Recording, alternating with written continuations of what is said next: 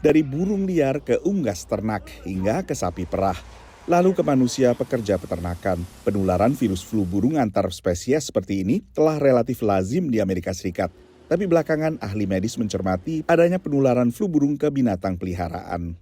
We do have many reports of cats particularly. There have been some reports of dogs also, but cats particularly acquiring bird flu, predominantly from raw food sources. So this goes with raw milk as well as raw meat. So I'm going to say raw proteins.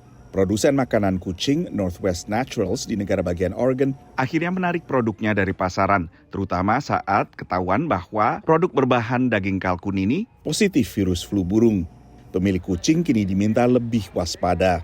If we have an indoor-outdoor cat, the most likely exposure to our cat to this virus is going to be through wild animals. It's going to be through birds predominantly. The easiest thing is if you have an inside pet, keeping them inside.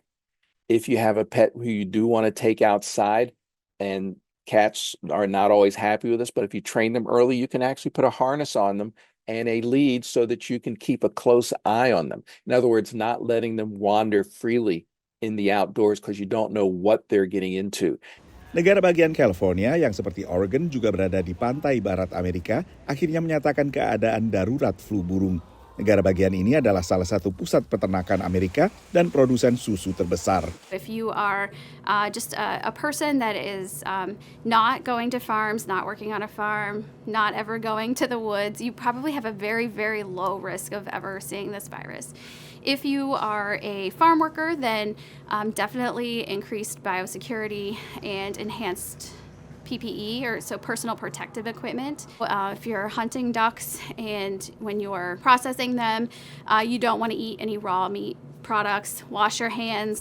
Bagi manusia, virus flu burung biasanya memunculkan gejala-gejala flu ringan. Meski negara bagian Louisiana akhirnya melaporkan kasus flu burung pertama terhadap manusia yang gejalanya parah. Selama 2024 kemarin, pejabat kesehatan di Amerika Serikat telah mengonfirmasi 66 kasus flu burung pada manusia.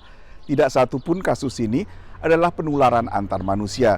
Tapi ahli medis terus memantau kemungkinan terjadinya mutasi dalam virus flu burung, termasuk untuk kasus dengan gejala parah di Louisiana. Dari Washington DC, saya Nova Purwadi dan tim VOA.